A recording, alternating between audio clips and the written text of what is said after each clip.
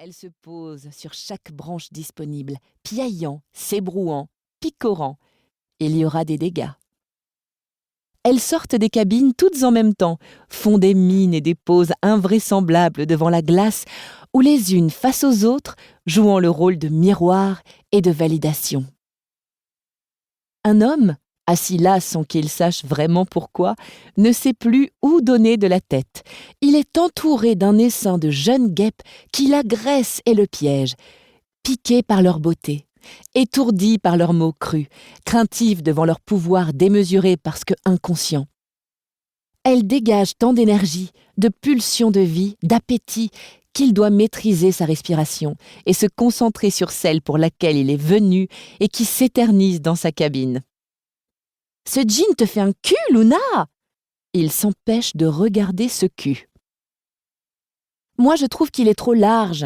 Et puis, avec le haut, ça va pas. Trop big aussi. On ne sait même plus que j'ai des seins. » Il s'empêche de regarder les seins.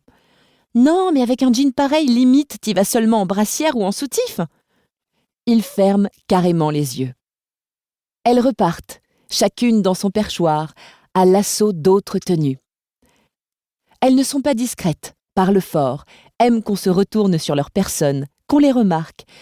Il s'agit d'exister avant tout, d'exister à tout prix, dans la lumière et dans le bruit, faisant glisser les rideaux avec force et détermination.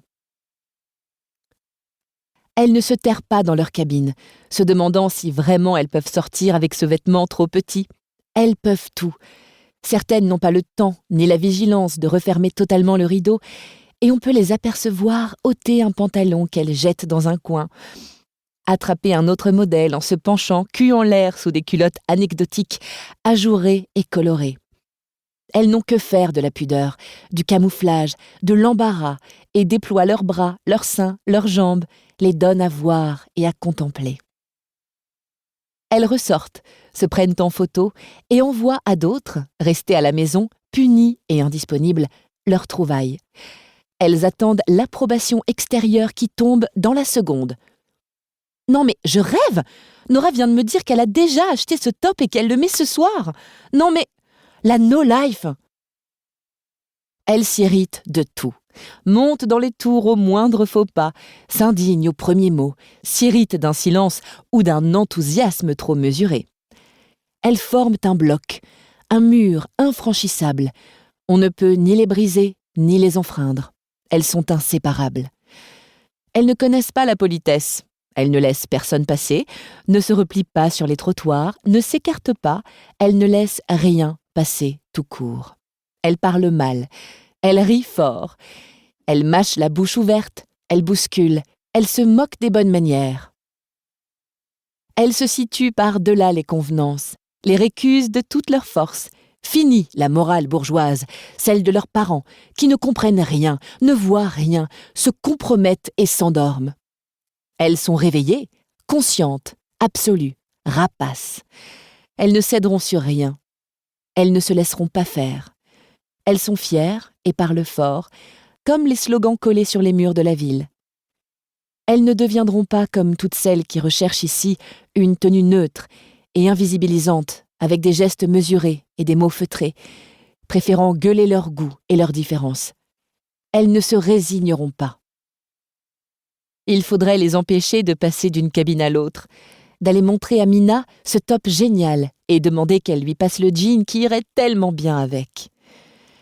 Elles choisissent ce qui comporte le moins de tissu possible, ce qui couvre le minimum de surface corporelle. Elles se moquent absolument d'avoir froid. Les saisons, les températures extérieures, la pluie et le vent sont des éléments qui n'entrent jamais en ligne de compte dans leur décision d'achat. Les contraintes ne les concernent pas. Un bras nu sort de la cabine. Il tend un vêtement à qui vient le chercher.